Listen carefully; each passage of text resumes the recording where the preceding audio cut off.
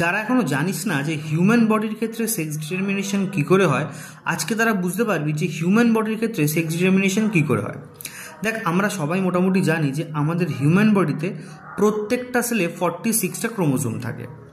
এবার এই প্রত্যেকটা সেলের মধ্যে যে 46টা ক্রোমোজোম থাকে তার মধ্যে থাকে দুটো সেক্স ক্রোমোজোম আর 44টা মানে 44টা থাকে অটোজোম। এই দুটো সেক্স ক্রোমোজোম মেলদের ক্ষেত্রে মানে ছেলেদের ক্ষেত্রে হয় XY, আর সেটাই ফিমেলদের ক্ষেত্রে হয় XX। যেহেতু মেয়েদের দুটোই XX তাই এটাকে বলা হয় হোমোগ্যামেট, আর যেহেতু মেয়েদের ছেলেদের ক্ষেত্রে একটা X আর একটা Y হয় তাই ছেলেদের গ্যামেটকে বলা হয় হেট্রোগ্যামেট।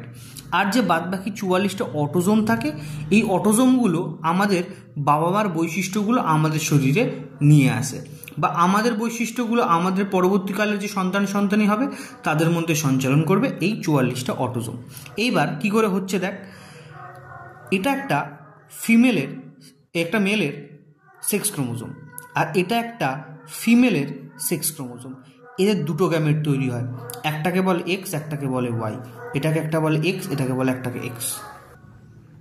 এইবার যদি এই এক্সের সাথে এই এক্সের মিলন ঘটে তাহলে তৈরি হবে XX। তাহলে সেক্ষেত্রে কি সন্তান জন্মাবে? কন্যা সন্তান।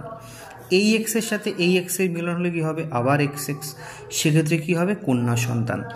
এই ওয়াই এর সাথে এই এক্স হলে হবে পুত্র সন্তান। এই ওয়াই এর সাথে এই এক্সের হলেও হবে পুত্র সন্তান। তাহলে একটা সন্তান হওয়ার মানে একটা কন্যা সন্তান হওয়ার, একটা পুত্র সন্তান হওয়ার এদের সম্ভাবনা কত পার্সেন্ট হয়? 50%। অর্থাৎ 4 জন জন্মেছে, তার মধ্যে 2 জন মেয়ে 2 জন ছেলে তৈরি হয়েছে, তাই জন্য বলা হয়